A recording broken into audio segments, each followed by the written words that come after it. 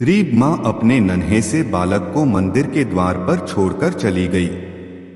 बहुत खोजने पर भी पुजारी जी को बालक के परिवार का कुछ भी पता न चला। जब गांव का भी कोई व्यक्ति उस बालक का लालन पालन करने को तैयार न हुआ तो पुजारी जी ने भगवान शिव की इच्छा समझकर उसे अपने पास रख लिया और उसका नाम भोला रख दिया। गांव के श्रद्धालु भक्तों से जो कुछ प्राप्त होता उसी से भगवान शिव का, पुजारी जी का और बालक भोला का किसी तरह गुजारा चलता। यदि किसी दिन कम भी पड़ता तो पुजारी जी बालक और भगवान को भोग लगाकर स्वयं गंगाजल पीकर रह जाते। धीरे धीरे भोला बड़ा होने लगा और अब वह पुजारी जी के कामों में हाथ बंटाने लगा।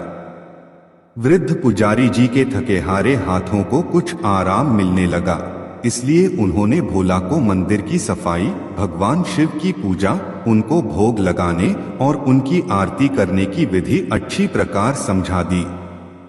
अब वे स्वयं भगवान शिव के नाम जप और संकीर्तन में समय व्यतीत करने लगे।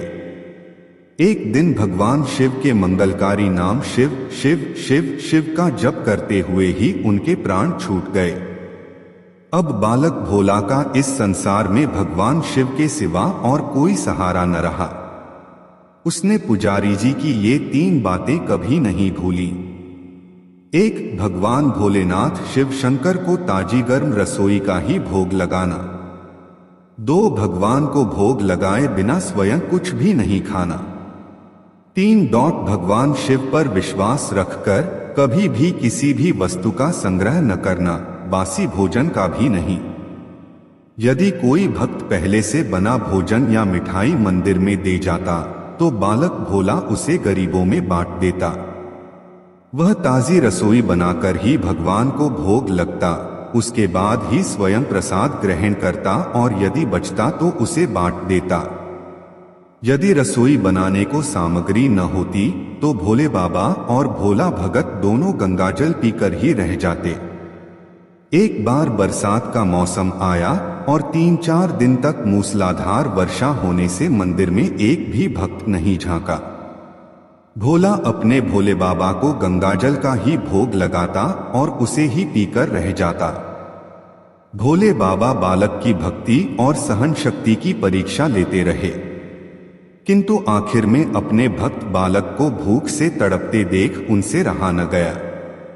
वे सेठ के नौकर का रूप धरकर हाथ में भोजन सामग्री की पोटली लेकर वर्षा में भीगते हुए मंदिर के द्वार पर जा पहुंचे। उन्होंने आवाज लगाकर भोला को बुलाया और उसके हाथ में पोटली देते हुए बोले, सेठ जी ने यह कच्चा राशन भेजा है, इससे रसोई बनाओ, भोग लगाओ और स्वयं भी प्रसाद पाओ। मैं कल फिर आऊंगा। भोला भगत ने आशीर्वाद देकर उसे विदा किया और सूखी गीली लकड़ियों के धुएं में गर्म रसोई बनाकर भोले बाबा को भोग लगाया। पूरे बरसात के मौसम में भोले बाबा नौकर के वेश में भोला भगत को सीधा देने आते रहे और स्वयं भी गर्मागर्म रसोई का भोग पाते रहे। एक दिन भोला भगत ने सोचा कि सेठ जी को कच्चा राशन भेजते हुए 4 महीने हो चले हैं, किंतु वे स्वयं कभी मंदिर में भोले बाबा का प्रसाद ग्रहण करने नहीं आए। अगले दिन जब भोले बाबा नौकर के वेश में सीधे की पोटली देने आए तो भोला भगत उनसे बोला, भाई, तुम्हारे इतने धर्मात्मा सेठ जी कभी स्वयं मंदिर में प्रसाद लेने नहीं आए। इस कारण मेरा हृदय अत्यंत दुखी हो रहा है। अपने सेठ जी से कहना कि कल वे भी मंदिर में प्रसाद ग्रहण करने अवश्य पधारें। सुनकर नौकर बने भोले बाबा चौंककर घबरा उठे और बोले, पुजारी जी, सेठ जी मेरे द्वारा आपको कच्चा राशन भेजते हैं, आप इससे भगवान को भी भोग लगा लेते हैं और स्वयं भी प्रसाद पाते हैं। फिर सेठ जी को बीच में बुलाने की क्या जरूरत है? जैसा चल रहा है वैसे ही चलने दीजिए। भोला बोला, ऐसे कैसे चलने दूं? आपके धर्मात्मा सेठ जी इतने दिनों से कच्चा राशन भेज रहे हैं, क्या मैं उन्हें भगवान का प्रसाद देने का अपना कर्तव्य भी पूरा न करूं? मैं किसी का उधार खाने वाला नहीं हूं। अपने सेठ जी से कह देना कि यदि कल भोले बाबा का प्रसाद ग्रहण करने न पधारे तो मैं उनका कच्चा राशन लेना बंद कर दूंगा। नौकर बने भोले बाबा तो अपने भोले भगत की अकड़ देखकर कांप उठे और यह सोचकर मन ही मन हंसे कि वाह, आज तो लेने वाला ही देने वाले पर धौंस दिखा रहा है। लेकिन सरल हृदय भक्त के मनोभाव पर रीझकर वे बोले, ठीक है पुजारी जी, कल सेठ जी मंदिर में प्रसाद ग्रहण करने जरूर पधारेंगे। दूसरे दिन बड़े सवेरे ही भोले बाबा नौकर के वेश में दूध और बहुत सारी भोजन सामग्री लेकर मंदिर पहुंच गए। भोला चौंकते हुए बोला, भाई आज इतना सारा सीधा किस लिए ले आए? नौकर बने भोले बाबा बोले, पुजारी जी भूल गए क्या? आज आपने सेठ जी को प्रसाद के लिए बुलाया है, इसलिए आप छक्कर रसोई बनाइए और भोले बाबा को भोग लगाइए। हाँ, यह तो बता दीजिए कि सेठ जी किस समय पधारे? भोला ने प्रसन्न होकर उन्हें सेठ जी के आने का समय बता दिया। अब भोला भगत की इच्छा पूर्ण करने के लिए भोले बाबा कैलाश पर सेठ का रूप धारण करने लगे।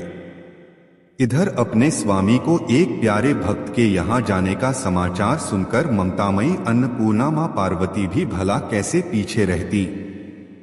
वे भी पति की आज्ञा लेकर सेठानी का रूप धारण करने में जुट गई। भोले बाबा ने अपने गले से मुंडों की माला उतार दी, शरीर पर लगी भस्म, कमर पर पहना हुआ बाघांबर और बाहों और कानों में पहने सांपों के हार भी उतार कर रख दिए। उन्होंने एक मखमल का सुंदर कुर्ता धारण कर लिया, अपनी जटाएं सीधी कर गंगा और चंद्रमा को उसमें छिपा लिया और ऊपर से एक सुंदर रंग बिरंगी पगड़ी पहन ली। सदैव नंगे पैर विचरण करने वाले शिवजी ने आज अपने पैरों में रेशमी जूतियां धारण कर ली। हाथ का त्रिशूल और डमरू भोले बाबा ने नंदी के हाथ में थमा दिया और अपने हाथ में एक सुंदर छड़ी लेकर पार्वती जी के तैयार होने की प्रतीक्षा करते हुए कैलाश पर चहलकदमी करने लगे। इधर पार्वती जी घंटों से तैयार होने में जुटी हुई थीं। उन्होंने आज अपने पतिदेव के नगर में बनी सुंदर बनारसी साड़ी निकालकर पहनी, जिसका रंग सेठ बने शिवजी के कुर्ते से मैच कर रहा था।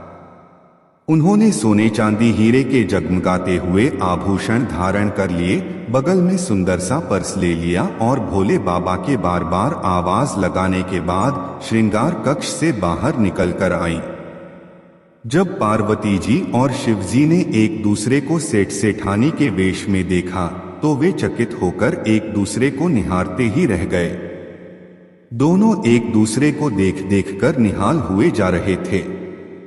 इससे पहले उन्होंने कभी एक दूसरे का ऐसा सुंदर रूप देखा ही नहीं था। जब भगवान गौरीशंकर सेठानी सेठ का रूप धरकर कैलाश से अपने भक्त के यहाँ दावत खाने चले गए तो गणेश, कार्तिकेय, नंदी, ऋषिमुनि, देवता, देवांगनाएं भी उन्हें देखकर ठगे से रह गए। सेठ बने शिवजी अपने हाथ में ली हुई छड़ी को अदा से घुमाते हुए पृथ्वी पर टेकते हुए चल रहे थे और उनके पीछे पीछे बगल में पर्स लिए अपनी जूती से टकटक और पायलों से छन छन की मधुर ध्वनि करती हुई मां पार्वती सेठानी बनी हुई चल रही थी। इधर भोला भगत आज सुबह से ही सेठ जी के स्वागत में भांति भांति के पकवान बनाने में जुटा हुआ था। अपने भोले बाबा का भोग तो वह चलते फिरते बना लेता था, किंतु आज उसे कई महीने से भगवान को भोग लगाने के लिए कच्चा राशन भेजने वाले सेठ जी को भगवत प्रसाद देना था। आज उसने अपनी सारी पाकला झोंक डाली थी। उसने सेठ जी द्वारा भेजे हुए चावल धोकर खीर बनाई, उसे धीमी आंच पर पकाकर गाढ़ा किया और उसमें सेठ जी के द्वारा भेजे हुए पिस्ते, बादाम, केसर, चिलगोजे, किशमिश डाले।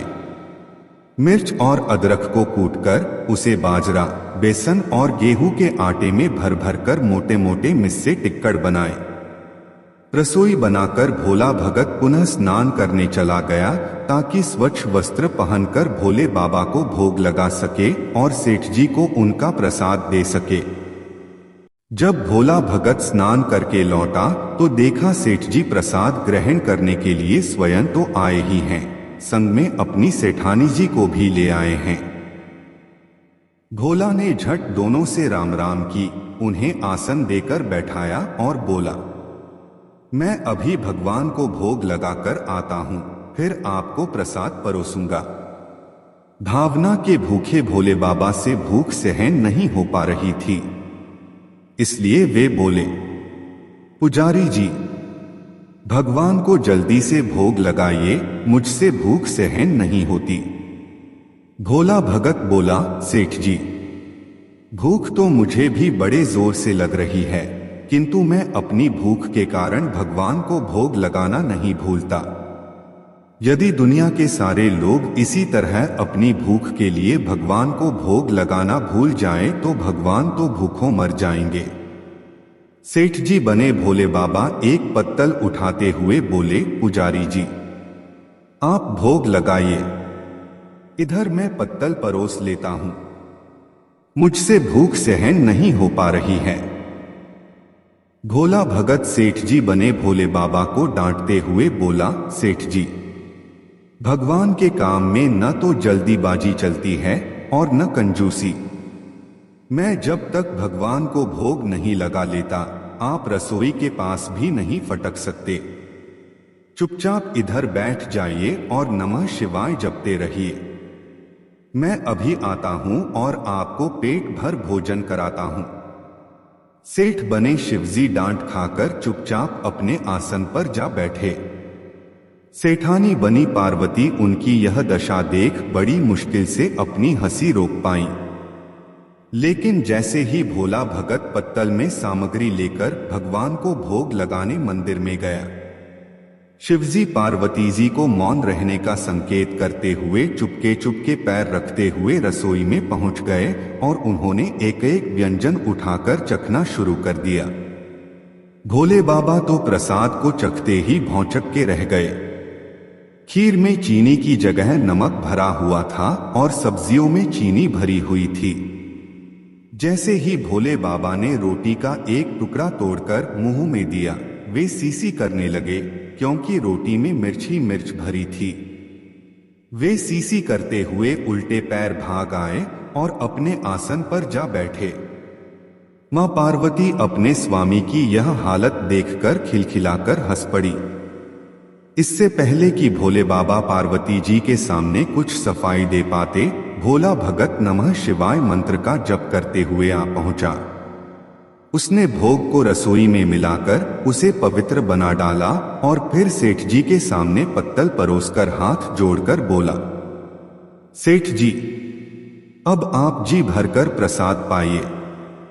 भोले बाबा तो अभी अभी भक्त की भक्ति से भी जोरदार उसके हाथ की बनी हुई रसोई चख चुके थे।